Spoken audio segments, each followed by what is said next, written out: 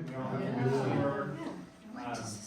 Normally when I give talks, the audience is a diaspora of various interests and places where they live, and obviously since you're here, it's a very tightly interested group in obviously what you all saw and what hopefully we'll talk about today. I can talk about this for hours. I could bore anybody, but my hope is that you have questions, you have something to say. Just interrupt me. Please don't hesitate if I go too fast or I gloss over something. My hope would be that I just cause you to think and ask a question or two. Long story, but this is Bruce. Towards the end of his life, this is one of the last decent, I think, photographs of him in a healthy state. Bruce was several years older than Jim, and yet they served in sort of a mentor-mentee capacity for a brief time, because I think Jim knew exactly who he was and what he wanted to do, but he needed some doors opened to the San Diego sort of marketplace in which he would conduct his work, design his work, obviously sell his work, and with Bruce, in large part it was about installing work in the architect's buildings, right? So that's sort of the big picture. Again, my name is Keith. If anybody has any questions, there's a cat, which I wasn't prepared for. Front row seat. Yeah. So. That's no critique. Yeah, if you all want to do that. So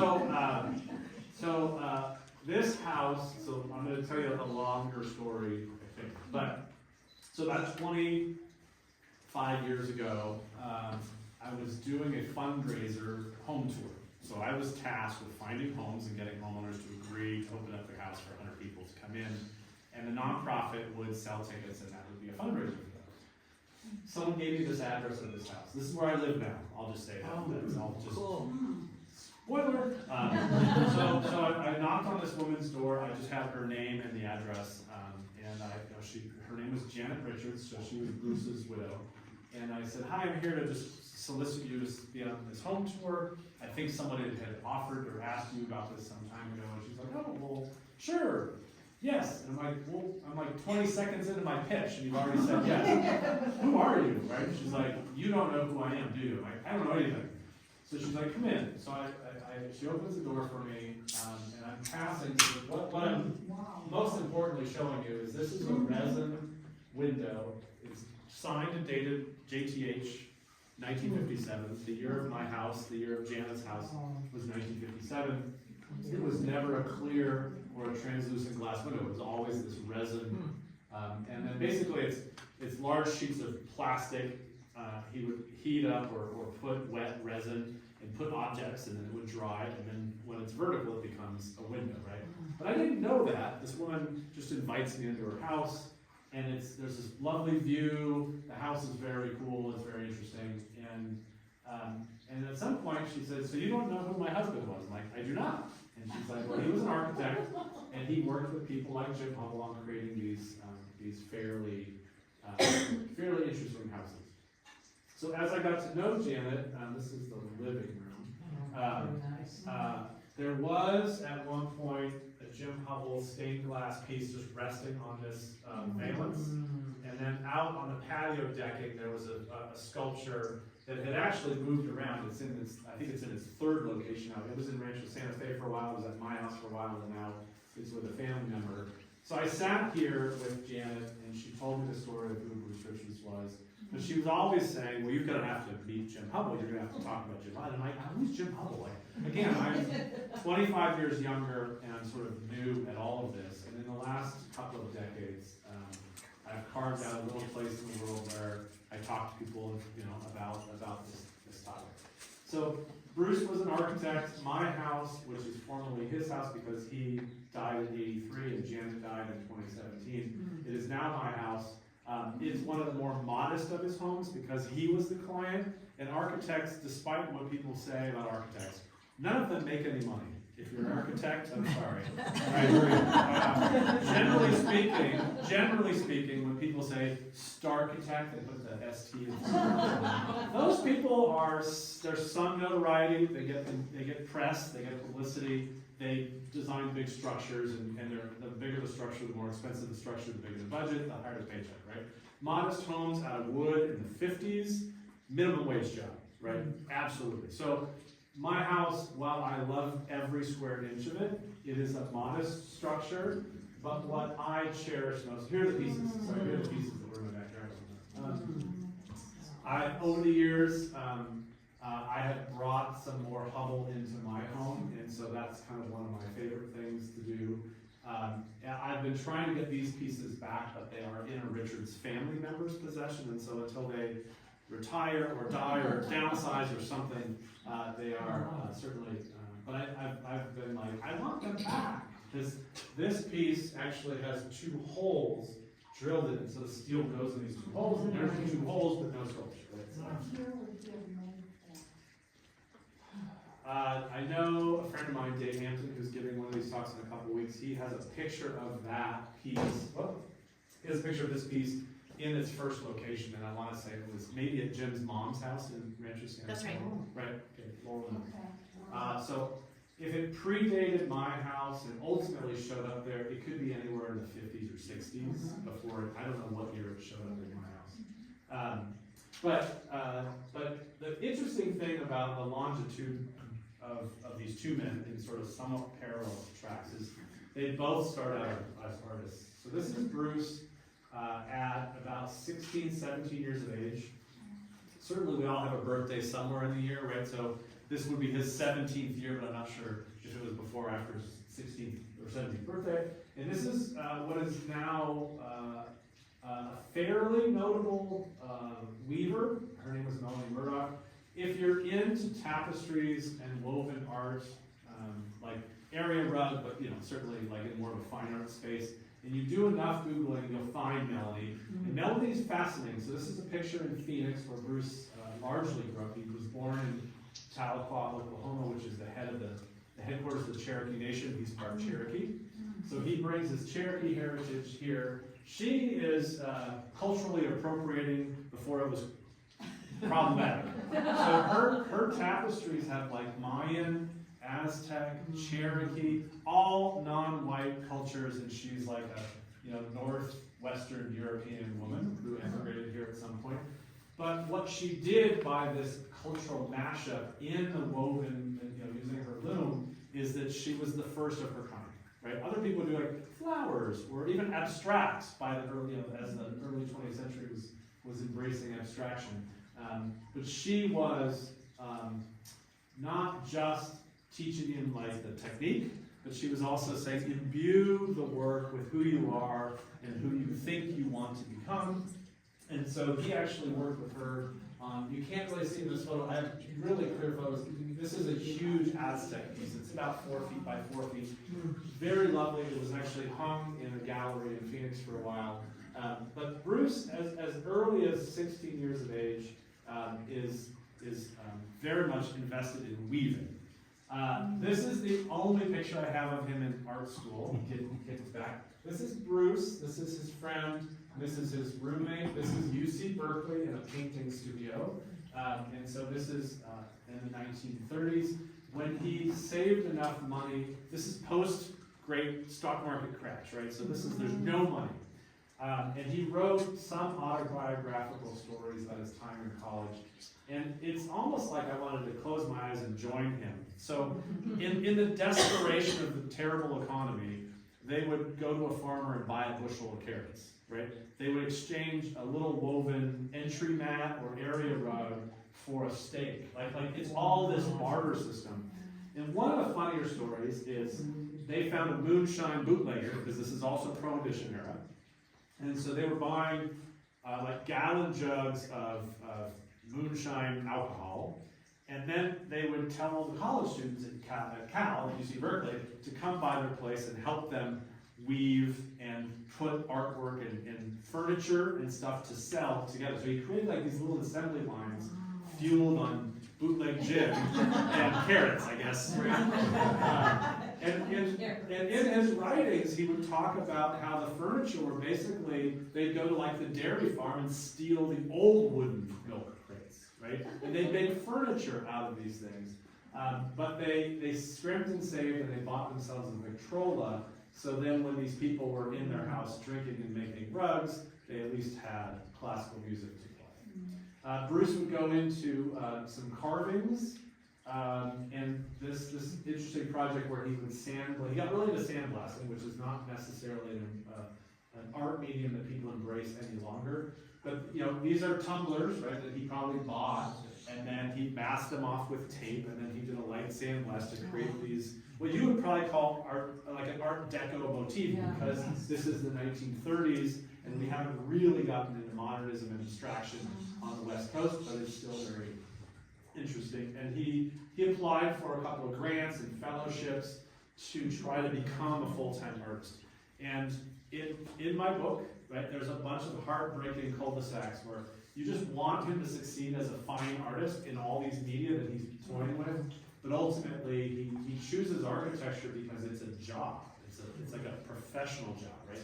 And so throughout the continuous thread I'm trying to weave with Jim is that Bruce, before he meets Jim, Bruce is considering himself an artist from childhood till really his 30s, right?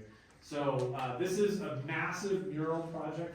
These are 30-foot something tall ceilings. This is Bruce.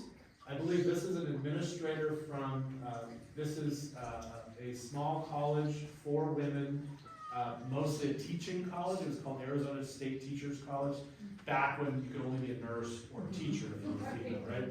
This is Martha Graham, the famous choreographer, and this is an attaché. We don't know who she is. This is Martha Graham, so you see G-R-H-A-M. This is Martha. So these are the famous choreographers and dancers of the era, plus their names.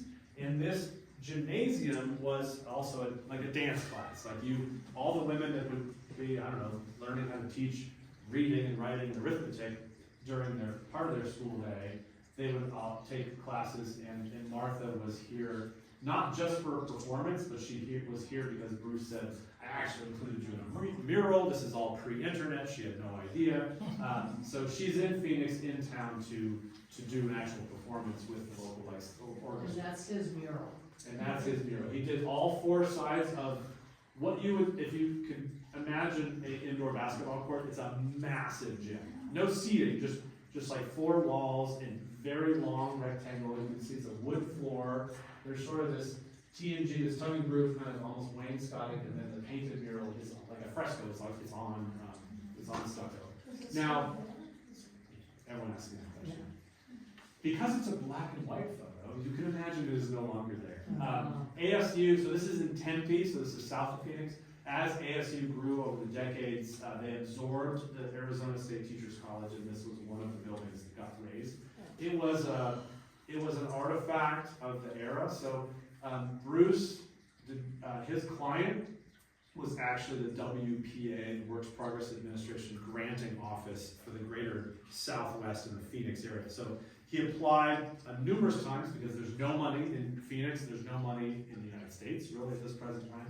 And so he got a WPA grant to do this mural, and then he was turned down, which is the heartbreak, right? He's trying to be an artist.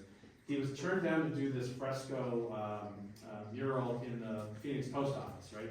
And the cool thing is there's a woman that wrote this book, it's called WPA in the Southwest, right? And so there's a whole chapter where she acknowledges Bruce as a continual applicant trying to get money, right? And the scorers, the judges on the application were like, too weird, too abstract, will cause people headaches. If they come into the post office, they're going to be like, what is this manifestation on the wall? Like, when abstract art was worrisome, right? When people are like, that might cause me to think what's inside my head, and so as Bruce matures as an artist, right? This is not connected to. Now he did spend some time with Frank Lloyd Wright, so he's got a foot in architecture. He did take architecture classes at Cal Berkeley, but all the way up until about 41, when the war breaks out, he's still showing. So the piece on the left is from a gallery show in Phoenix. He did a one-man show in 1941 before the Japanese don't bomb Pearl Harbor until December. So there's 11 months of wonderful 1941, right, until the Capitol. The piece on the right, we discovered when I was working on putting an exhibition together in Balboa Park on Bruce, is that this was a ceiling mural, like a fresco, in the ceiling stucco of a movie theater that was built in downtown San Diego, but never installed, right? So we only have these lovely drawings that the family donated to the San Diego History Center. So then Jim, right? Jim as a young man, Laurel sent me this photo for my book, and the funny part about this photo, Laurel, is I haven't figured out, I've seen it turned, whatever you call that, like vertically flipped or whatever. So there's no reference point to figure out if the adobe wall is on the left, right? But anyway, it's probably the most youthful image of an installed work that I've seen of Jim. There's a couple other photos that I've seen where he's out in his mom's place in Rancho Santa Fe. He's got like his little workshop. But this is an installed stained glass window in.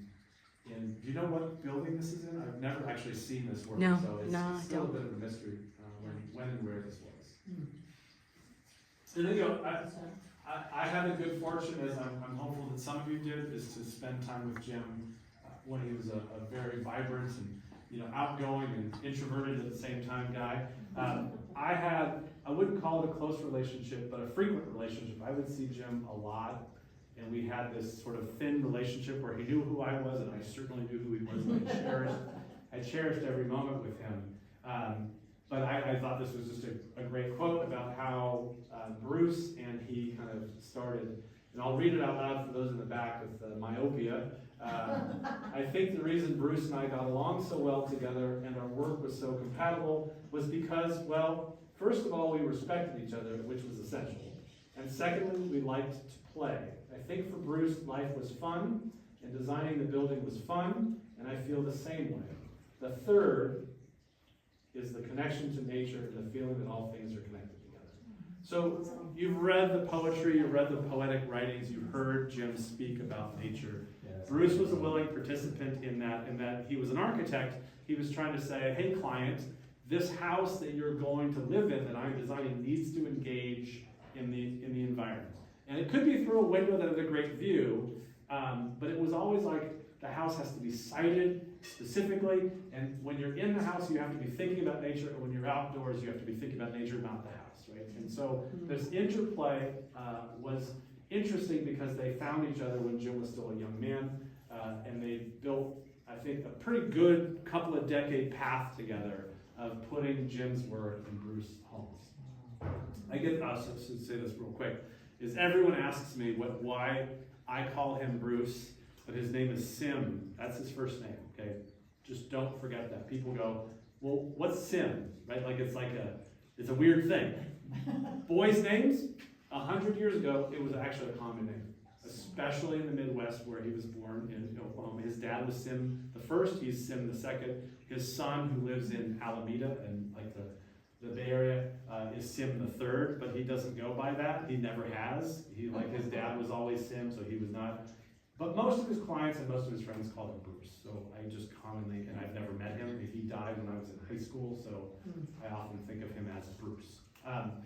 So with Laurel's help, and certainly with Mary Ann's help, and certainly with the people that own this house, and my friends who her dad took this photo, the architectural photographer in Los Angeles, Marvin Rand, this was what we believe is the first actual paid partnership where Jim delivered a small stained glass window to a small house in Del Mar, and that piece is on site, Laurel? It's somewhere here? No, just the design. Oh, the design. The piece hasn't been found. I don't know where that piece is. Yeah. And this photo is probably 15 years into me wondering how did Jim and Bruce work together? I looked at Jim in his face. I said, when was the first project you did together? And he's like, I don't know, some house, and it was, I think it was in Del Mar. It may have been Solana Beach, it may have been Oceanside. I'm like, well, that doesn't help. And then in Bruce's personal writings and his notes about his career, he said that the first thing they ever did was a small house. It was a dining table fixture, and it was in Point Loma, right? So I've got divergent stories. Neither of them have to be factual, but they caused me concern to try to well, what was the first project? So I know the people that own this house, and that has never been in their possession. So it left the house, and they've owned the house for, I don't know, a couple of decades. So when I told them about this, they're like, we want it back. But no one right now, maybe Dave Hampton, who is a Saturday social lecturer coming up, right? Dave will be here, I think, in a couple weeks. So, but anyway, that's always, it's always fun to talk about the beginning point, because the end point is just the work gets better and more elaborate and more refined and crazier and bigger. So my friend Jonathan owns this house. His parents hired Jim. Certainly if the monitor was this big, you might see a little bit more detail. But there's all these sculptural elements in like resin, in wood, and in metal, and they're tied together with like a hemp rope, like a thick, brown, like knotted rope. And that rope is still intact, and this thing is really heavy. And this is a 2-story volume roof line, right? So you're basically in the stairwell. So the upstairs roof is about 8-ish feet, right? And this is about 8-ish feet. So you're in, I don't know, architect, we're in 16-ish feet volume. And this long, wonderfully wild, abstract, almost like a Noguchi, when Martha Graham was dancing in front of Noguchi's backdrops. It's wonderfully abstracted. You know, and it's, I think Drew went out there, I think Brendan went out there, but like it gets dusty, right? And it's hard to dust this thing for fear of it just, you know, cascading down onto the lower floor. What I have really been trying to do, and maybe with Ilan Lael's help in the future, is to really understand the wishing well. So Jim and Bruce, so Julia, Jim's mom, established this thing called the Wishing Well Hotel. It was to be a getaway, a spa, and it had this wonderful dining room, and it was an art gallery where Jim and Bruce showed their art and architecture together. But there's only these vignettes that I've ever seen. I've never sort of fully understood the whole place. But like this is, there we go. This is a scene of Don Quixote, which was in metal on my fireplace when I bought my home. There was this metal relief. I said there was this metal relief of basically the same scene. And one of the family members took it off the fireplace, but I'd been visiting for decades, and then it was gone, and I was sad. It's a longer story. Anyway, so this is obviously a publicity shot. I have understood that it was not a successful restaurant, and people did not go. It was in Rancho Santa Fe. There were these little studio and 1-bedroom, like apartment cottages that Bruce, as an architect, embellished the property and made it this sort of kind of, I don't know, it's like an inn, like little buildings with garden beltways through. And then there was the dining room, and then one of my favorite parts of the dining room were these crazy banister and stair railings that separated various spaces. And this is a skylight, so it's this, again, that resin, like my front door, is he laid a sheet of plastic, and then the wet resin, you know, is basically like uncured glue, and whatever you drop in there, and he would coordinate these wonderful scenes. So I have 2 of them. So one of the funny parts about my life invested in understanding Bruce's work and career in life is that I've been to all of his houses, right? So I show up, original owner in his house, and she's like, and I'm like, what are these things that are in your garden? Like they're like these fences, like of these wild sculptural resin pieces. And she's like, oh honey, and they're like 90 years old. Like, honey, do you want to tell them the story? And the husband's like, yeah, Keith, we went dumpster diving in like 1970 or whenever the wishing well was taken apart, and they dumpster dove doorknobs and all the things that Jim had done in metal stair railings, the resin windows, these banister and stairway kind of room divider spaces. They were all taken out of this dumpster by fans of Jim, right? Not of the architect, but like these were devotees and fans getting something for free that maybe Jim would have charged them for. But the sad part was the wishing well was bankrupt. It ended, and there were these dumpsters on site. So these people dumpster dove, then that house sold, and those people hated it. I'm like, this is Jim Hubbell. I told them about Santa Isabel. I'm like, they're like, we hate him. Put him in your car right now and go away. So what I've done is one is a shower, is in my shower, and one of them is a door. So like you open it and you're touching Jim as you enter the room. Anyway, but he stopped doing these resin projects and he went to leaded glass at some point, right?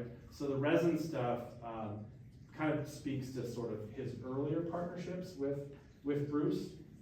This is the entrance to the dining room. So this is one of his chainsaw car doors.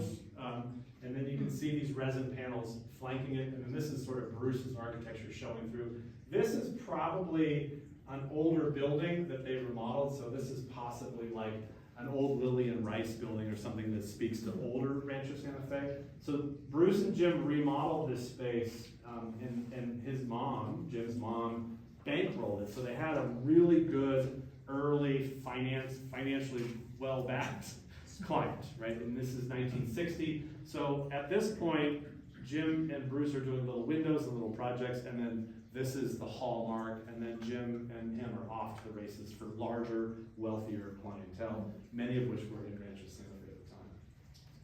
Now, it's not to say that Jim was wholly dependent on Bruce.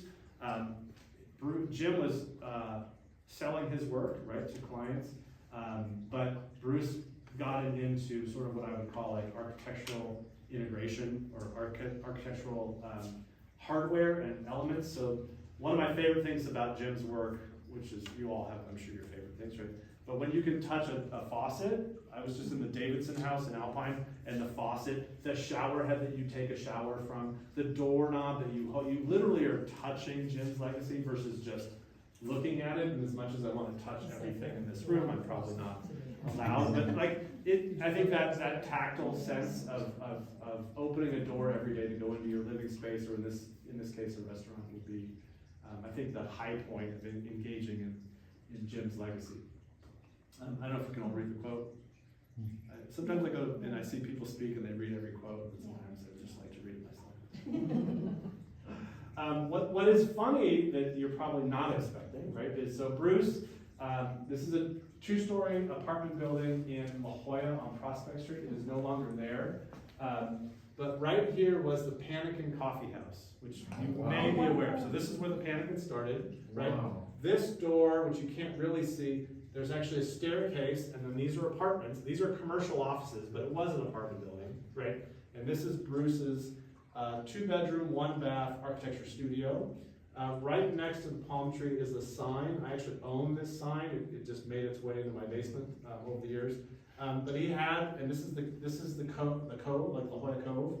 So from Bruce's architectural perch, his drafting table was looking at the Pacific Ocean. And the coolest thing that I discovered was part of the 2-bedroom, 1-bath apartment was an art studio dedicated to selling Jim's work, right? So I have a bunch of poorly lit, amateurish photographs of what this was, and it was a little art gallery. Now, there was a little sign, and word of mouth would probably get you there. You'd have to walk up the stairs and knock on a door, but it wasn't like a first floor, big plate glass window retail store. Like, to buy Jim's work, you had to put some effort into like the discovery process, right?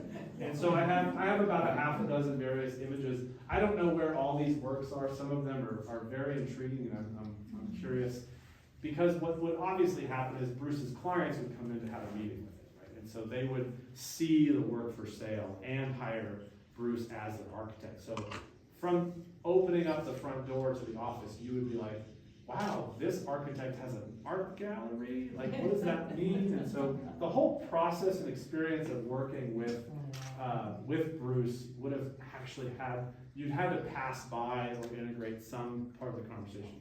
The topic of Jim's work would certainly rear its head. Other artists did have some stuff in here, but it was really, I think, an effort by Bruce to continue his connection and his friendship with Jim and say, look, I want to help you, so I'll be your gallerist. Right? One of the women that worked for Esther McCoy, who wrote for the LA Times and wrote some architectural books, she stayed in the apartments. Remember, it was 2-bedroom, 1-bath. So one of the bedrooms was the art gallery. The other bedroom was actually a bedroom with a twin bed, and all furniture made by the architect Irving Gill that Bruce had scavenged from Irving Gill houses. And then the living room was the drafting room, and then the kitchen was a kitchen. And just as a funny story about Bruce, quirky guy, I like to talk about his quirkiness because it really, I think it doesn't say he's an architect and that's all he did. He was a well-rounded individual. My friend told me that when he worked for Bruce for a short time, is he just had like a big cauldron on a burner, right? And then whatever Janet or he had made for dinner prior, he'd come in the morning and just dump it in the cauldron and turn it on low, and it would warm up. This is all like pre-crock pot, pre-Instapot, right? And so then he would eat that for lunch, and there would be some left, and then the next day he'd do it all again, right? And I'm like, how he didn't get like salmonella or something is beyond me. But like this was sort of Depression era baby, born in the early part of the 20th century. I think a lot of these things sort of develop a fascinating, well-rounded human being with faults, right? Like he had his faults, but I find it really, really fun to think about that. I have the good fortune, as I mentioned earlier, I've been to lots and lots of Bruce's homes. Some have no Jim Hubbell, some have one or two pieces, and some, like the Hayward's house, which is now Deborah Zakay's house, if you're familiar with her. She bought this house a few years back. This has an explosion of Jim's craft, and I'm always very, very fond of it. One of the best things that I think Jim and Bruce did as architect and artist is these are actually structural posts. So while the photo might be fuzzy and you're way in the back, know that Bruce's work and Jim's collaborations were not like applique. Like it's not like, oh, here's the framed oil painting by Picasso where you put hooks and you put it on the wall. Jim's work was either part of the structure in this case. There's several houses that he did like a totemic sculpture that actually props up the roof, right? Or he integrates glass in his artwork into windows, and then certainly his doors are a work themselves installed on hinges, right? So the idea that the work is very much integrated art versus just applied. There are a handful of architects through the 20th century that would engage with artists. I've never seen it the way I've seen it with Bruce and Jim. It's often that, like, say, an architect like Edward Durrell Stone does a big, like corporate building, like an insurance company, and there's an Alexander Calder sculpture in the lobby or in the courtyard before you get to the front door of the big building, right? That's kind of how we think of architects and artists working.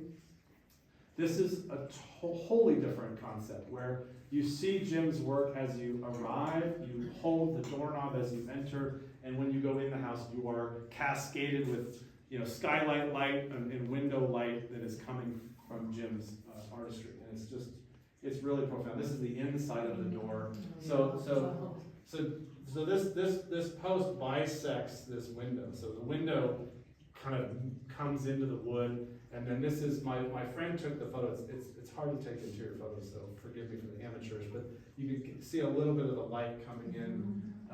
It's true of people have said this. I don't know how it translates, but people will always say, well, Jim interviewed me, and this is what he came up with. This is the story of his impersonation or his understanding of who we are as a couple, or I am as an individual, or who we are as a family. And they're all so abstracted that I have to ask the homeowner, like, well, what am I looking at? Like, and these look like hammers or nails or something. And they're like, oh no, that's my favorite plant from childhood. I told them that I grew up on a cornfield. And they're like, I didn't see the cornfield there, right? And there's a house in Ramona that has all of this sculptural stuff by the artist Ruy Lopez. And I'm staring at it and I'm like, okay, they're from the Midwest. Like, because there were like little notes and abstraction of like farm equipment or like a crop, like a row of like corn stalks. I'm like, okay, but everything else is so abstract. I'm like, I don't know what I'm looking at. Are they, anyway. But Joanne was still alive when I interviewed her years ago, and she had said, oh yeah, Jim and I spent an afternoon, and this is me manifested wood and resin. And I'm like, wow.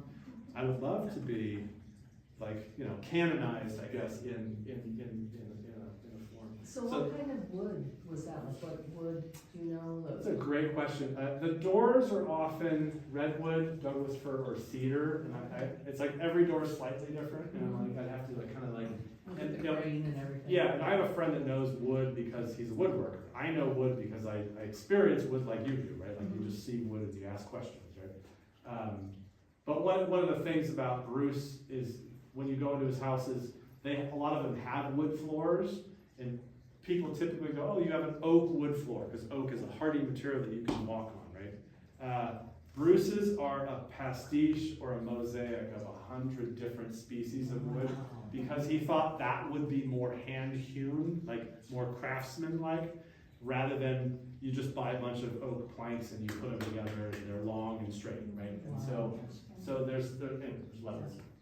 This is Joanne Hayward, this is Deborah Zake's fireplace, so there's these sculptures. So when I said the Don Quixote sculpture that used to be on my fireplace, it was very much in this same medium, like the same sort of blackened, kind of even oxidized steel. This is one of these rare images from Bruce's collection. So that's Bruce wearing kind of a Hawaiian print shirt, and I believe that's Jim walking away from the camera. It's not an important photograph other than this is one of the rare things where I can see two of them in the frame together. I know all this stuff about them, I've written about them, but this is in my collection, it's the only image I've ever seen the two people in the frame together. And it's here, right? It's just a cool image of them standing by the pool. It's fuzzy, maybe Marianne, maybe Laura could, figure out who these other people are. I don't know if that's Anne facing away from us, and I can't tell. This looks like a man, maybe in his 30s at the time, looking in our direction, right? They would have been kids. And it's a terribly scratched slide that I had to do a high-res scan of, so this is about as good as I just like seeing, look at Jim's shoulders and his arms and his He has that legs. same He's build. just like, there are pictures of him, and he's like Popeye the Sailor Man. He's used to he's banging on Yeah, banging on metal, metal, and yeah. he's chiseling, he's doing all these things, he's just so buffed out, it's Yeah. crazy. There's a photo, I think it's a black and white photo of him in Rancho Santa Fe in the workshop, and I can imagine it's like hammer and Yeah. anvil, Yeah. and he's like shredded, and I'm like, Yeah. all right, Yeah. Anne was like, oh. Obviously, you know this property, at least if you didn't, you do as of this morning, right, when you took your tour. Jerry still is, but Jerry back then was a client, so he had Bruce design a house up in the San Jose area, and through the process of working with Bruce Richards on the house, Bruce, of course, said, oh, you're going to have to meet my buddy Jim. You don't know this because he lives up in the Bay Area, right? So Bruce was flying up or driving up. So they didn't know Jim because they hadn't come down to San Diego. So Jerry ends up becoming probably one of Jim's most significant earliest patrons. The house is more of a museum to Jim's craft than the house itself. Like when I went there to interview them and see the house like evaporates behind the artwork. You basically just feel you're in a Jim Hubbell space. The architect did the whole structure, but when you're in it, you get a sense that and people have often said, did Jim design the house? Because there's so much, and it's so tactile and colorful and wonderful. Stuff in the garden, stuff in every room. And Jerry's one of those people that I think he understood this sort of matchmaking or marriage of the arts specifically. So here's the quote. They frequently use the music metaphor, where each would be playing a separate instrument or directing a different symphony, but they wanted to integrate the sounds together to make wonderful music and a wonderful experience. They did that together here for many years, and it was quite magical to watch. When Jerry told me the story of how the house was designed, Bruce sat in like a folding chair in this weed-strewn, vacant lot for like an entire day, and just went like this. A bunch of bird land or whatever, and they would go out and check on him, like, you okay? He needs water, and Bruce was like, no, I'm just, and so he was measuring wind and the direction of the sun. Right? I mean, this is what architects used to do. They also used to draw with pencils, right? But It's not necessarily as common. And so when I think of architects of yesteryear, I think exactly of a thoughtful architect, a sensitive architect to what his client's trying to experience, would probably do that. They'd probably sit on this vacant land for at least a while, maybe not the whole day, but a little while. And you'd say, okay, I think I want the entrance to be here, the view's gonna be in that direction, windows should open to this direction to get passive solar, air through the house. But I've often been mindful of this weird column-esque piece because I found that Bruce and Jim did several of them, right? And so this piece right here, which is over there, It's still there. It's still there, Right next to the studio. then there's these that are at the house in Del Mar. Laurel and I. Laurel's still here. And Laurel and I have visited the owners with your board member, the tall gentleman. Oh, Pete Jensen, so the Vent House? Yes, yeah. So this is in southern Del Mar. The view out one of the doors and windows is to Torrey Pines State Beach, right? So it's sort of that part of Del Mar. And there's multiple of these decorated columnar brick and masonry sort of structures. I don't know if they ever had a name, but Jim placed them in a few of the gardens of Bruce's homes, so that I've been really enamored with them myself. I was at the Davidson residence that Jim Hubbell did for the Davidson family, which were an artist's husband, wife, and 4 daughters. This is very much a thing that he would do. Lots of terracotta, adobe, and just commercial brick, right, in masonry, in these wonderfully weird and abstracted shapes and contours. There's the Davidson house has this. I would say the Alpha Phi sorority over by San Diego State has this at its entry. So this was definitely an artifact of Jim saying, I want to be a landscape artist as much as like landscape architect, right? And so Bruce on the plans for this house, which is totally unusual, I'm pretty sure Jim drew this drawing.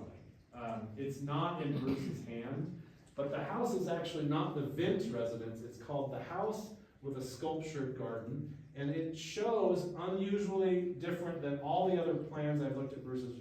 Is you can see the where all the art gets placed because it's still there, and I'm like, this house, like Jerry's house up in the Bay Area, was almost the inverse. Like the house is sort of shelter, but the placement of the house is within a landscape that Jim was actually well more, got a heavier hand in. Like he was well more articulating that than just, as I said earlier, putting a painting on a wall and calling that art in a home. And I've really been enamored with this and a series of other photos or drawings that I'm pretty sure that Jim had a hand in the architectural drawings, which is well beyond how an artist would work with an architect, right? At least historically and present day. And so this is the 2 columns in the backyard, right? And they're just, I don't even know if there's rebar, I don't know if there's structural sound. We had an earthquake recently, but this is like this little open splashing pool area. So there's just water from this fountain just kind of laying on the ground, and it does cool the back patio significantly. But Pete Jensen's like this tall. Like he's very tall. We visited the house together, and I'm like, wow, you're tall. These are very tall, and they have these little white globe lights. So in the evening, they cascade a little bit of light into the garden. This is probably because the house and the sculpture garden is so rich with stuff.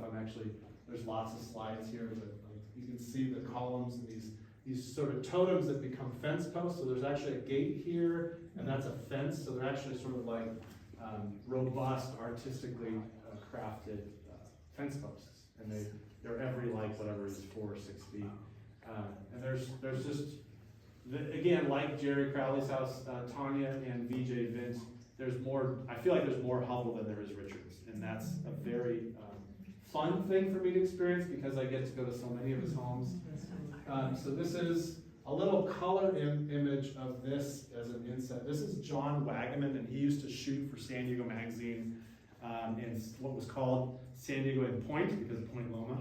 So it was so he was sort of a staff photographer. So I have a bunch of black and white photos that John took, and these were published. This was a photo shoot. I don't know what magazine. This might have even been like Sunset Magazine.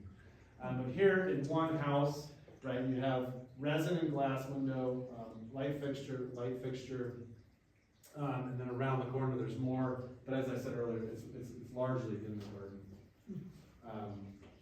And this is the exterior door, so this is outside that same living room shot. You see the window from the exterior, and again, the chainsaw sculpted door with the steel inlay, the metal inlay, which that door is the only one I've encountered that has like the steel in it. Usually it's glass and resin with the sculpture that's, you know, sort of carved, and then a really wonderfully articulated doorknob, right? We have one here in the Pew Gallery. Oh, We have that carved and metal together. cool. So never say that. I want to see it. And you know, the joy of actually being out in public and doing these talks is not necessarily just to push information. I'm always hoping to learn, right? And there's always somebody, Marianne notwithstanding, because she's an expert, right? But like somebody like, oh, I've been, have you ever heard of, have you been over here? And I'm always like, no. So I often leave talks like today with something new to think about. I was looking at that as a pizza oven, and it's just a regular old fireplace. It's a 4 fireplace chimney. Wow. Is that the architectural term? So this is the exterior fireplace. On the first floor, there are 2 that have a common flue, right? There are 2 on the interior, and then the parents' bedroom is up, and it all vertically goes up to We have a 3 one here too. you have 3? In the living room, kitchen, Okay. and the outside patio. That's one of those 3. 4 is the most I've ever seen. That's 4 is like, I think that's good. peak, unless it's a 3rd-story house. I think 4 is a lot, right?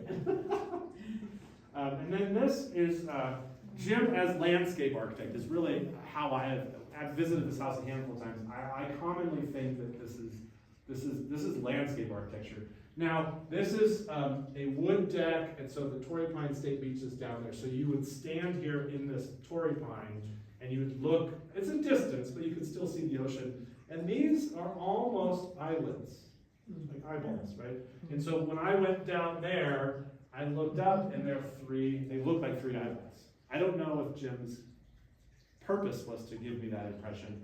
But again, this really fascinating little patio deck, this was a feature this photo was in that article I referenced earlier. And again, the article was more about Jim than it was about Bruce. So this is the VJ Vint house? Tanya and VJ, when they were married, Wanda, or is it? They Tanya? break Is this up. up above the lagoon? Is that, yeah, like so Del Mar Terrace is below okay, that neighborhood where like the Roberto's Taco Shop and the Yeah, wetlands yeah, are, yeah. okay? That comes up, and this is the dead end of Pine Needles. There's a little street called Ocean View and, Knob, right? So this is like a block with 3 houses on it, and like I don't think the postman even goes beyond this. To get to this house, you feel like you're driving through someone's backyard. It's like an alleyway on really bad asphalt, and then you get to this little opening, and I think there's 3 houses, and they've enjoyed privacy from the street, but also ocean views. Yeah. wow. Yeah. And the whole street. So it was a John Lloyd Wright house. Frank Lloyd Wright's son was a Del Mar architect. I don't know if you know that. So John Lloyd Wright had a house, then this house, and then another architect from the 70s. I'm trying to remember his name. But, so it was just 3 architect designed houses they lived in. Cool little space. My friend Annie's house.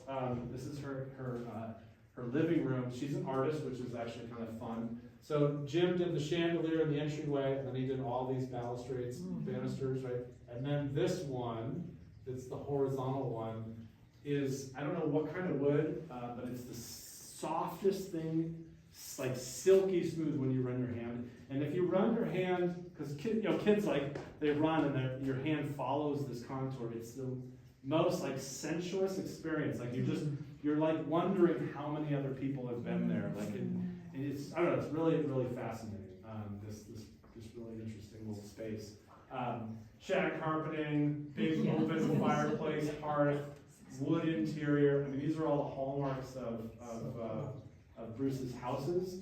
But Jim is articulating his craft in many, many different ways. This is just the light fixture.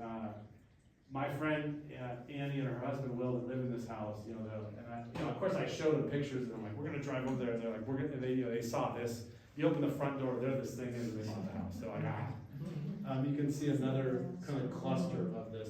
So the other banister I showed you is on the other side. This is it's like a catwalk. So you're up on this, the parents' bedroom is a loft. So you go upstairs, you walk on this catwalk, and you see the whole house. And then you walk by your fireplace, and then there's your bed and, dresser, etc.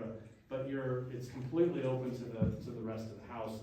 And then the children's bedrooms are like little, cubicles. But the parents. So is that a glass? It's all resin and like resin. a fiberglassy material. Again, just as a joke, right? Like it's impossible to keep this thing clean. So when you're up here, you're standing here, you're eye level with this sculpture, right? And you can just see the cobwebs. It's like the owners are not embarrassed by it. It's just you can't. And if you put a little duster out there, like you break it. You just like. So it kind of just stands in a wonderful way. Right, so, yes. Yeah.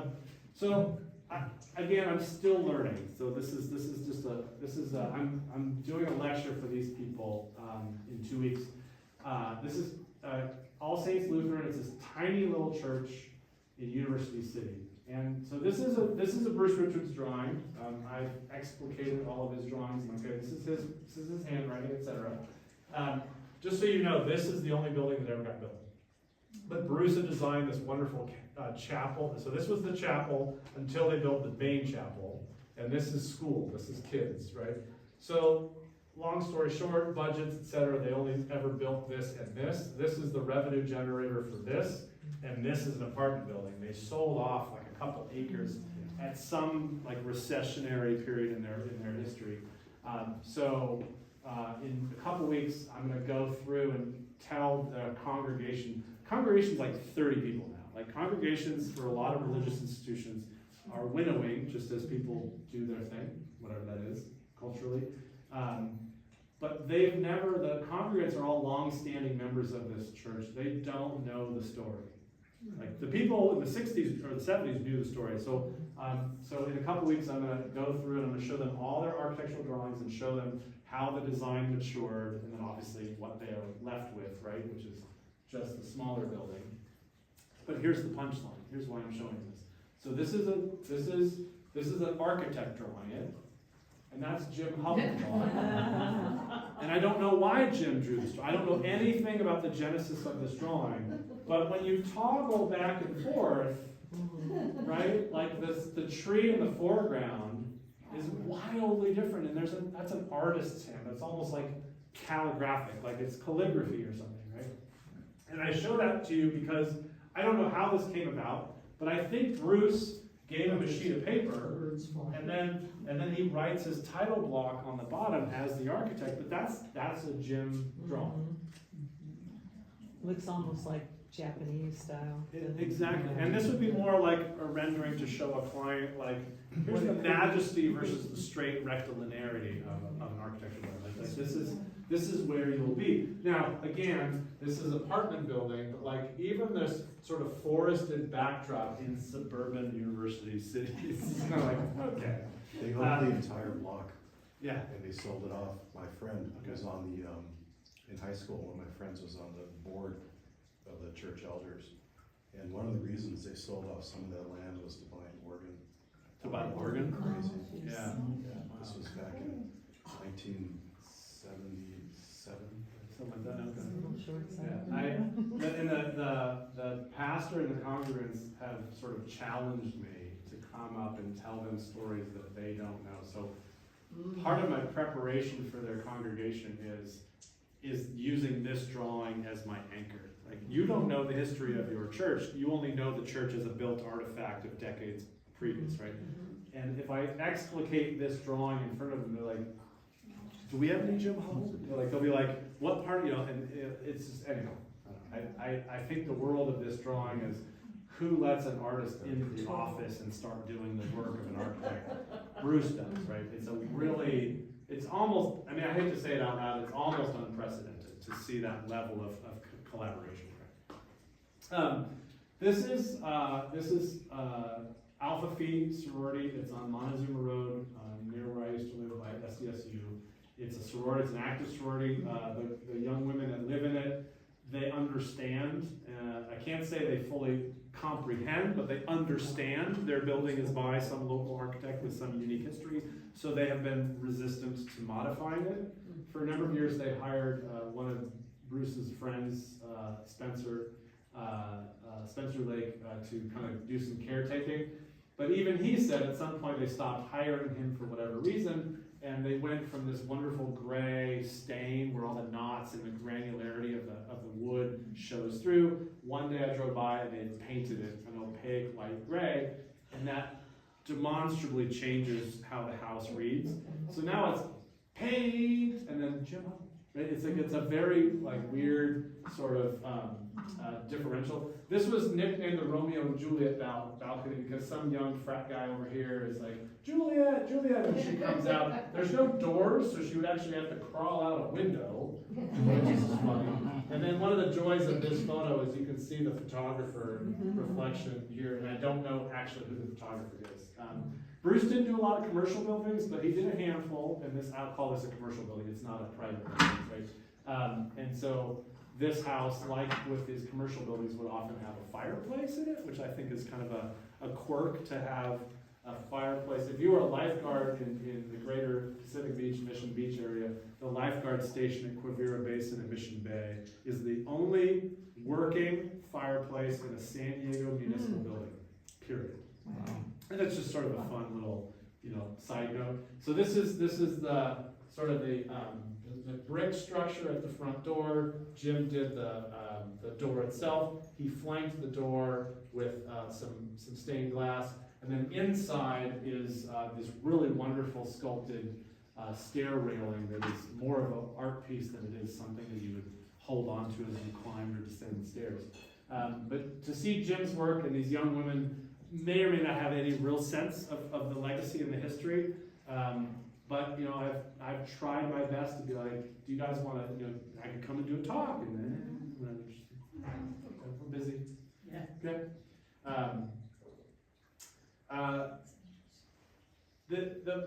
think the funny, I guess it's a myth, right? Is that only the wealthy get this level of artistry or connection, fanciness, or whatever it is.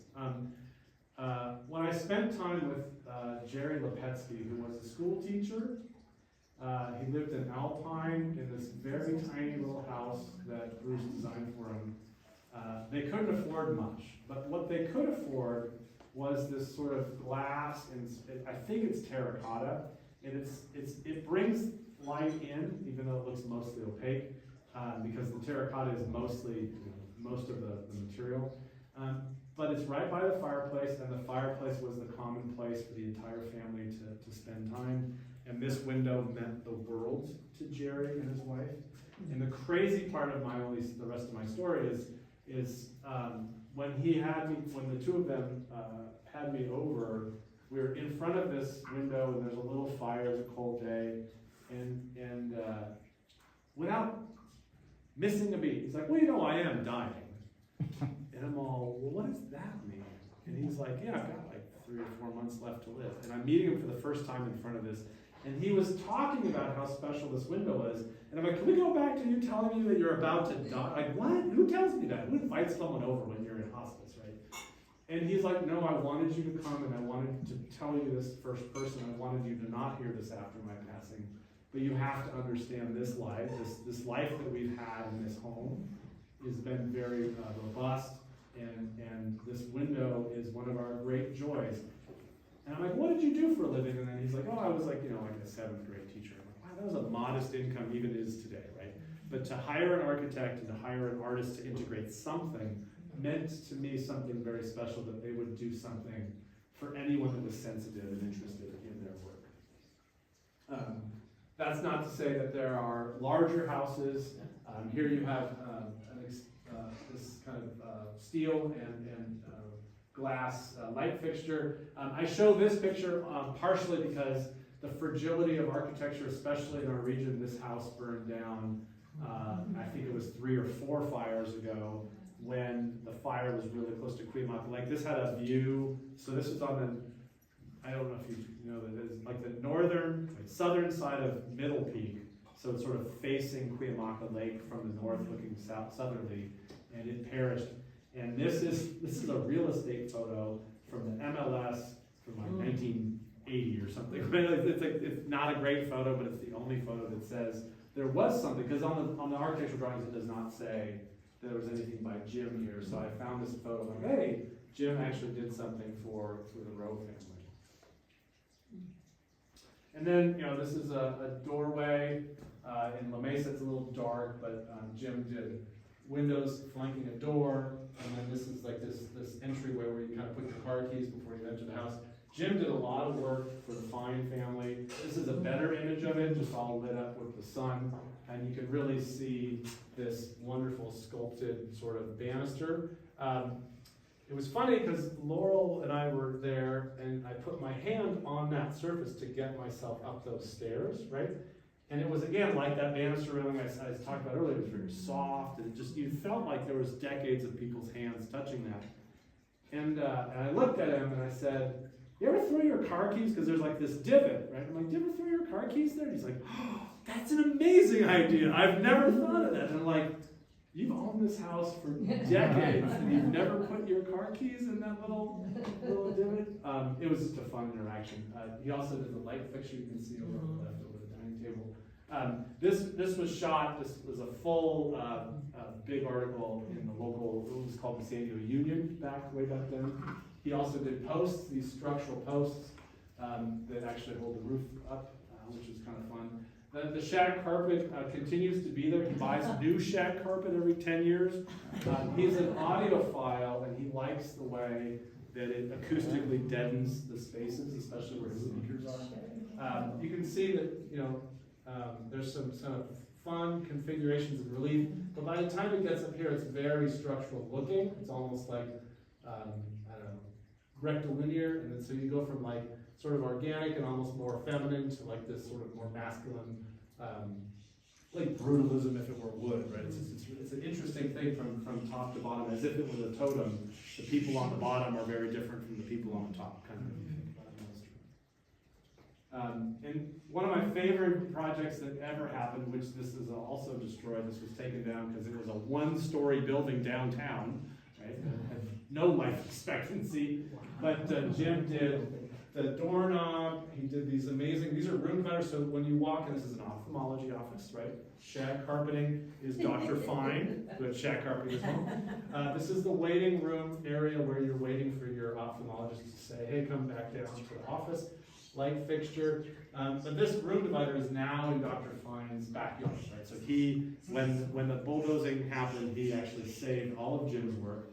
He hired Jim, and he had a fondness and kept a relationship going with Jim. And what I learned is, this was one of the last houses ever I got to, right? Which is because Drew, Marianne, and Laurel said, hey, the Hubbell family is curious how the house is aged.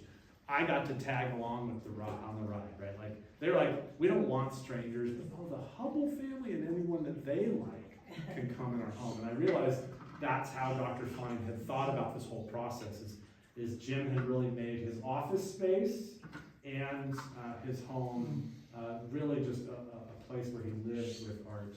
I have a photo, it's kind of funny, ophthalmologists lined up, and they have these little, like, where you go to get your eyes tested. They're wearing like white office shirts with skinny ties, a pocket protector, they got big old glasses on, and they're all like, like waiting for you to come in and get your eyes checked. But when I don't use that photo, this looks like an art gallery. It looks like a home. It looks like something otherworldly.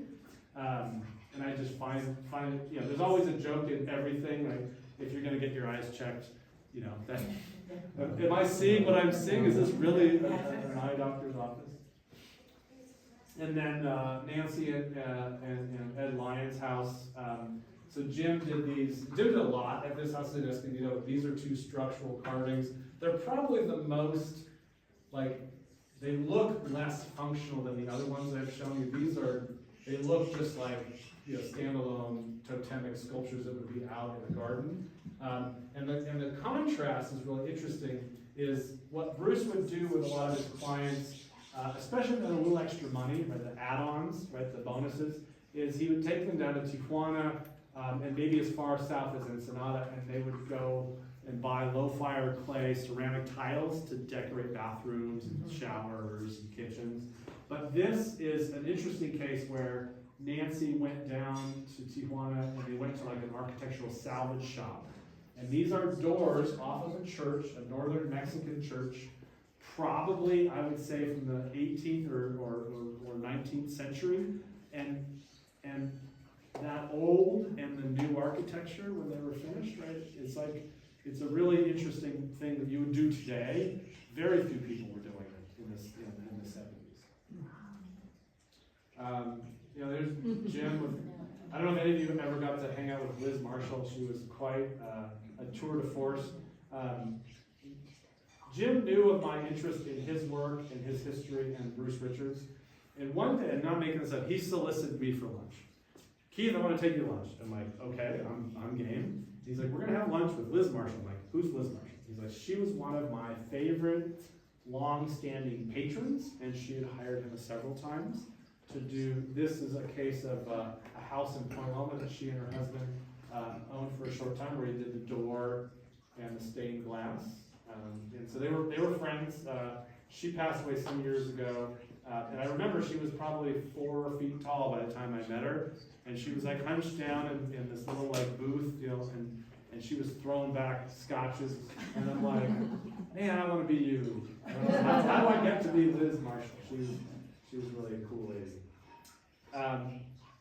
The Crowley residence, actually this is out of order, so forgive me, I just realized that. This is just another one of these shots. Bruce took a lot of bad slides with a poorly configured camera. So I have all these slides that document important things, but they are not the best photos. But I show that also because not everybody shows perfect architect design or architectural photography, wonderful things, but to see the mannerisms of the architect's photo, his camera work is actually just kind of a fun anecdote. It's out of order because this is actually Jim working on Liz Marshall's mobile home. So that earlier slide I showed you was at the front door of their Point Loma house. They sold that house and they bought a mobile home in De Anza Cove, so Mission Bay. That got demolished, but Jim and Bruce took an aluminum sided mobile home and they decorated it in wood and all this filigree, stained glass, an interesting carved door, all kinds of fun embellishments like this. This is what I think he told me. And this is what Bruce called it, the not so mobile coach. He actually did a set of architectural drawings, not of the mobile home itself, but of how they applied stuff. He went so far as to invite himself to create a smoking porch. He was the cigarette smoker, not Liz, and so he would often go to her mobile home and smoke after the end of his workday on his way from La Jolla to Point Loma, and Mission Bay is sort of equidistant there. He would sit there. And so Spencer, who's still alive, lives in Pacific Beach, was very close with Liz and with Jim and with Bruce. And so he offered this quote for me once. After Richards lost his eye, so Bruce lost his left eye, he swapped his white eye patch for a black one and eventually discarded the patch to reveal a glass prosthesis where his eye had once been. He'd refused the masking solution, right? He didn't like wearing the patch. He wanted to meet people and have them sort of witness his eye or his deformity. He would take life as it is. When he had to choose a glass orb for his missing eye, he talked of having Jim create a stained glass replacement. I shared this with Jim, and he did not know this. He's like, that would have been really amazing. He's like, I'm like, I guess Bruce never formally asked him to put a stained glass orb in his eye. Bruce has a lot of health problems, which is probably why he died in his 70s, but suffice to say, most people greeted him and he had a cigarette in one hand and a beer in the other. That was work, that was home, that was in their home, that was in their smoking porch. Bruce sort of navigated the world with his two vices pretty effortlessly.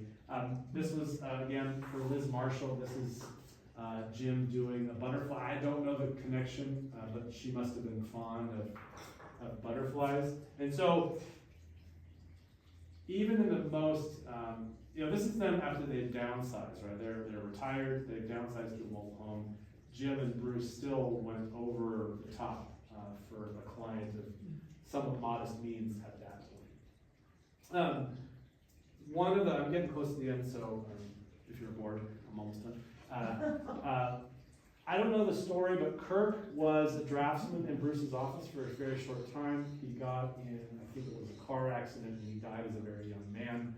And Bruce and Jim and their other colleague, Rhoda Lopez, who was a ceramist, were amazingly fond of this young man. I don't know, like, he must have been just a wonderfully warm person and a very good draftsman. So when he died, he met with this family, and he met with their church, and decades went by, and it was puzzling me where this was, and Jim and Drew couldn't remember exactly where it was. Spring Valley, maybe, La Mesa, Lemon Grove. I heard all these Casa de Oro, Rancho San Diego. I'm like, that's a big swath of a couple thousand acres. Where is this meditation chapel?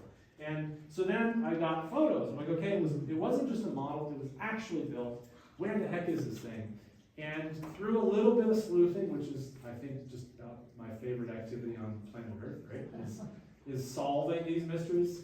So I called up this church where I thought it was, and this young woman, just by her voice, I'm going to say she was 30, right? And I'm like, do you know of an open-air meditation chapel on your property? She's like, no, there's not anything like that. And I've trespassed on the property. I couldn't find it, but I called the church representative, and she's like, I'm going to call you back. And I'm like, okay. She's like, there are a couple people in our congregation that go all the way back to yesteryear. I'm going to ask them. So she calls me back like a day later.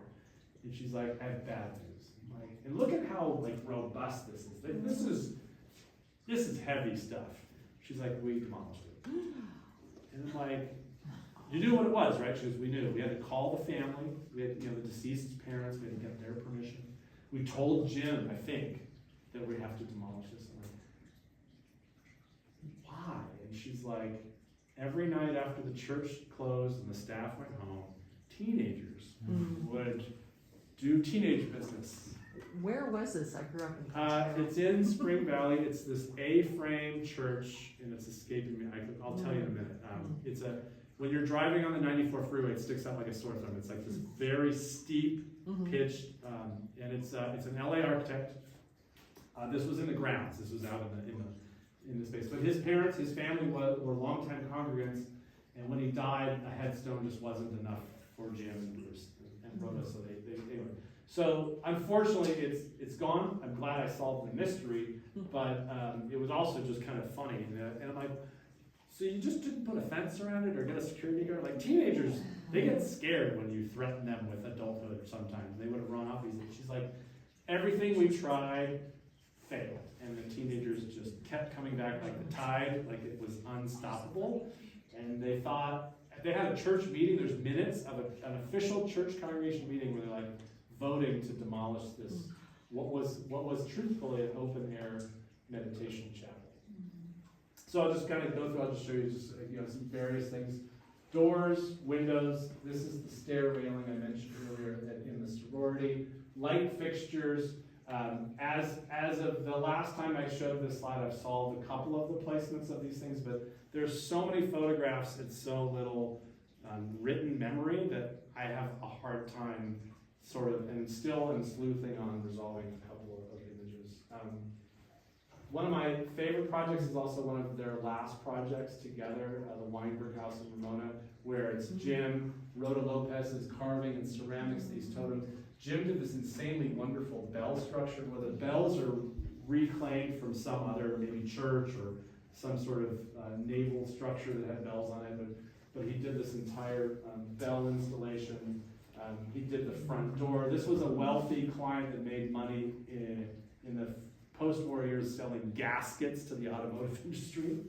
I don't know if you know this, but ball bearings, gasket, like paper gaskets and rubber gasket money, as retirees, that money came to San Diego County in a variety of ways and funded projects.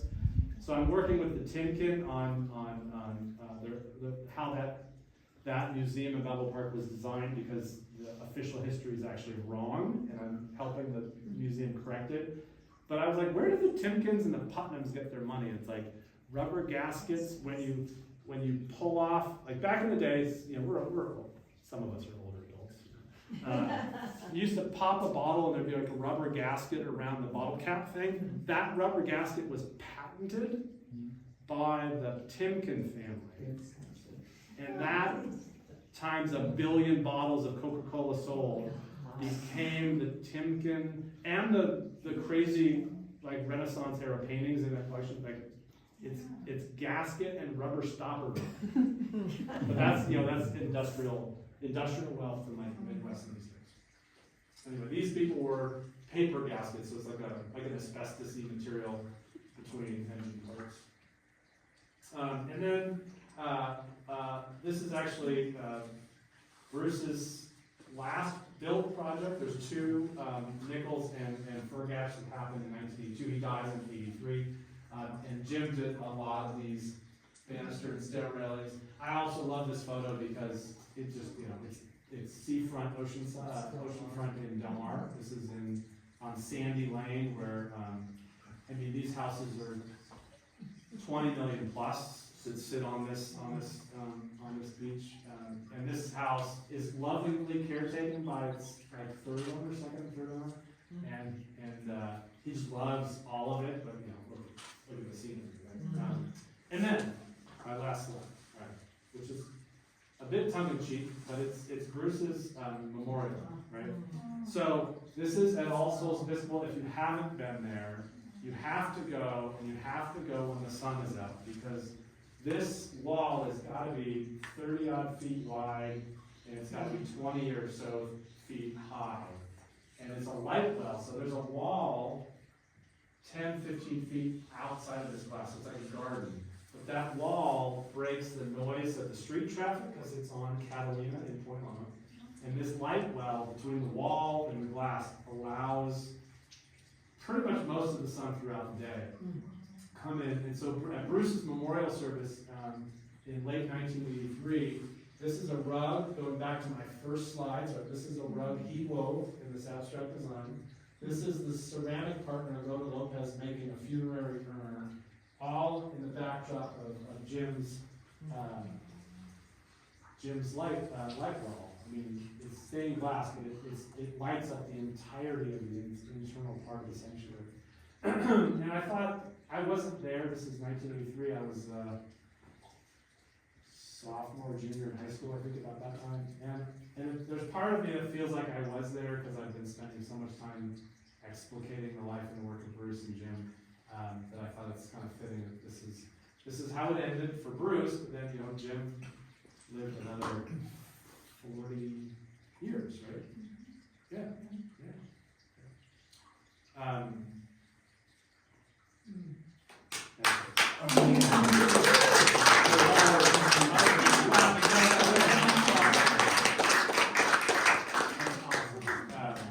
You did not stop me and ask questions, but I always presume there's some random thought to share or thing to ask. You could even talk amongst yourselves. So all I can think is get to work. I'm like, There's so much to do. every time I learn something new, and it's like, get to work, man. You know, this, if I learn nothing from Jim, it's this.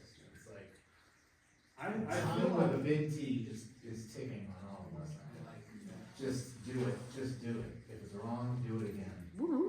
And I Love mean this that. sincerely, like, I think on planet Earth, there are very few non-sacred but still sacred in the way we, places like this property on Earth, period, right? Yeah. And the fact that we get to work here, visit here, tour here, come here just for the afternoon to see someone random talk about stuff is more special than we realize because we're in the middle. It's like forest of the trees. Like I'm just gonna go up to San Diego and pop by the property and do some felting or whatever you're gonna do, right? Like it's like, you know, in Marianne, you're here like, you know, on official business, right? You're working, right? But I would say that we should all in our life here count ourselves fortunate to have experienced this place at least once, if not, I'm sure many of you have been here even before. And I've been here a lot over the decades. Mary and I came here together first time in the 90s. It was right then, here, yeah. And coming back is always a treat. Marianne invited me to come back for the harvest dinner coming up in October. And then I'll probably come up for Dave's, like my friend Dave Hampton is gonna do one of these Saturday afternoon lectures, whether you come for a repeat or that's a different group.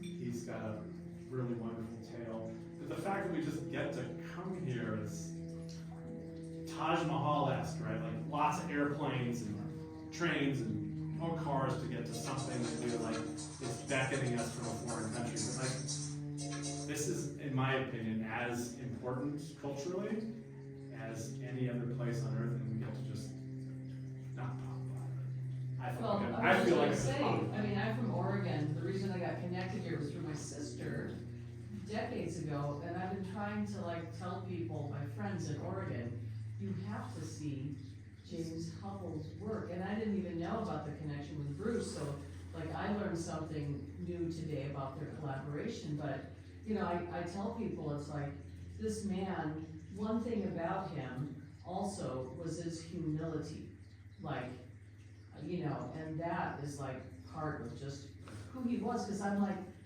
he should be like, we should be seeing his name in New York and, Yeah. you know, but it's like he didn't do the work for that. He did it because of his passion for Because he couldn't connecting spell. people. People of nature and, you Wasn't know. he dyslexic? Was he dyslexic? Yeah, he was. Yeah. Tell me that, so that's why. But you know, it's like, I do feel like when and I've shared the video, that documentary with people, I've passed it out to my friends, and I was like, you have More just people got need to. to see this, like, this is, I mean, it's like life-changing kind of work, even when you experience it here. So I didn't actually tell part of the story, which Marianne and I came up here some years ago with Michael, her husband, videographer, and my colleague Pat. I used to work at KPBS Television and Radio. And we came up here thinking we would do a documentary, and it became the Idaho, right? Which that's what it became, right? But I remember I was probably, you know, just a kid, you know, coming up here and like, well, I don't know what all this is. And I'm here for work. Like we drove up from San Diego to work on this, or talk about this documentary. And when I encountered Jim, because I think that was the first time I ever met him, I thought he was gonna be more like Dale Chihuly, like world renowned.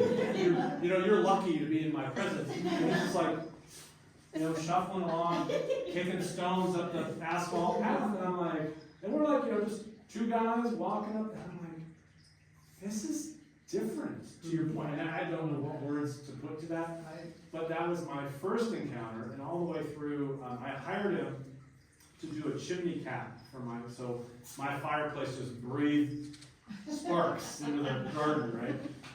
Because that's, the Richards family couldn't care about the details, right? So I was like, you know, when it rains, water comes down my chimney. And so I had Jim over, and he was sitting like, very quietly, he was like sketching and asking me questions about who I was. We knew each other, but he didn't know who I was, what made me tick.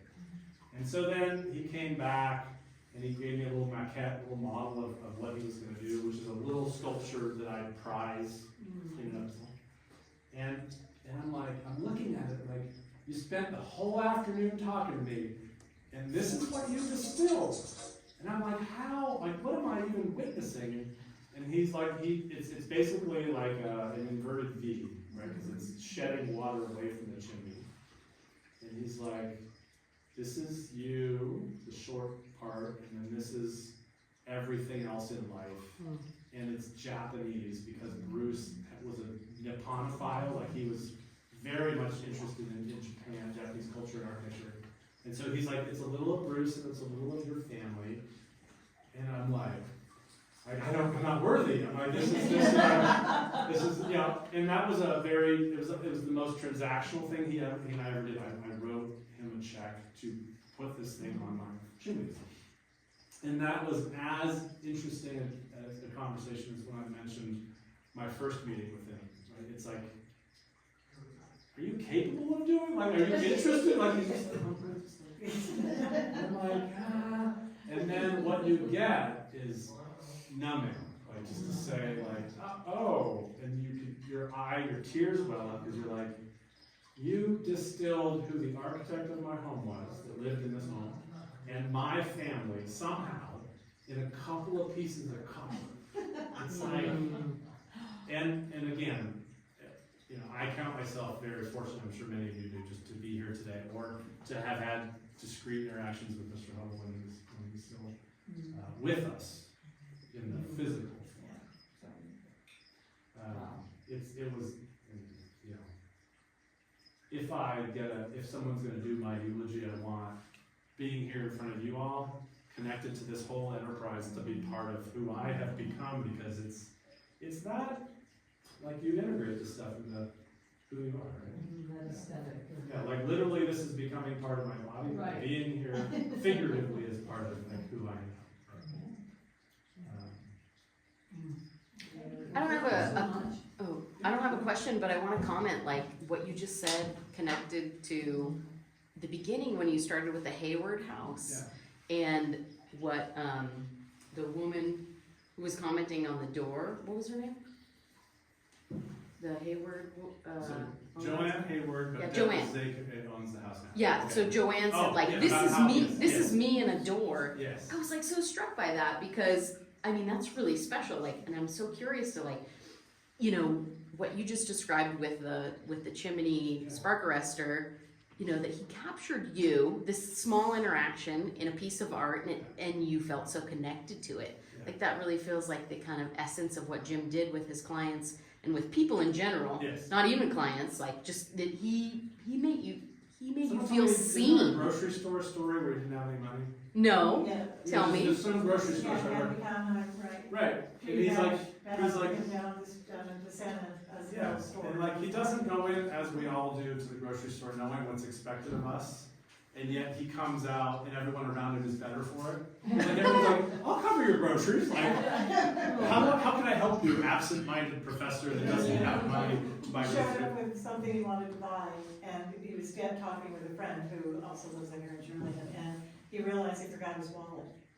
So you have this, well, I'll pay for it, you know, this is Jim's world. Well, there's so many of these Yeah. synergistic things that happen in this space, in this universe, with, how we connect with people who work with Jim, who know Jim, who have been, you know, and everyone who has known him is his friend. They all feel like this connection, whether they had 5 minutes with him or 5 years with him. He had that magnetism, and for a man who was so incredibly quiet and shy, but he was this force of nature. I mean, I think it was almost like. It's like a duality. Yeah, It's like- there, absolutely. And, you know, when you watched him work, he was so sure of what he was doing. There was no doubt, you know, while we watched him, I was, you know, Laura was here as well, working on this building. This building was built between 2010 and 2020. And, we were all aware he had Parkinson's, and his world was beginning to get smaller because he is no longer driving, but he loved to build. Building was like his passion, building buildings. I think he wanted to be an I architect. think that's, Yeah, I think that's like right. The two guys working. The two guys wanted to be each other. And, you know, he would make this, you know, he would build the shell, and then he'd be like, okay, we're gonna form this thing here, you know, think, well, you know, all these odds and ends that are so unusual were these add-ons that came. We started big, and then we just started getting more granular and smaller and more details. And now I'm gonna paint this, and we're gonna make these hand rails over here. Oh yeah, we're gonna do this resin countertop over there. I'm gonna put all these designs in it, and you know, you're just watching this thing. Man, oh, let's put a little row of mosaic tiles right there next to that swirl in the wall. Yeah, who thinks this way, right? And he just thrives. He just thrived on that kind of thing, and all of us are just in awe watching him put it all together, and keeping everything just going. It's like a maestro. I always used to tell him this. That you've got this orchestra of artists around you, and you're constantly. It's time for that. You know, the stage lets people to perform, and now people need to perform. You're in the wood people, and you know, it wasn't him doing it, but he was governing and designing for everyone, and keeping everybody focused and moving in the same direction. This creative community that's here, and there's hundreds of artists who have worked here over the years, still feel so strongly connected, and we're so, you know, it is such a great honor to be around, to meet all of you and meet these people. and hear their stories and see the beautiful work and see how he touched their lives. And this place is like a magnet and that continues to touch so many people. So we appreciate you guys being here today. Thank you. Your support of this event helps us take care of this property, and it really is everything to all of us. It is a gift to the whole community, and we want more people to know that we're here and that we're here to educate and inspire and bring peace and joy and beauty. Our world needs it now more than ever. So send your friends our way. We would love to have them join us here. And welcome to the community. You're part of the family now. Thank you. Very nice.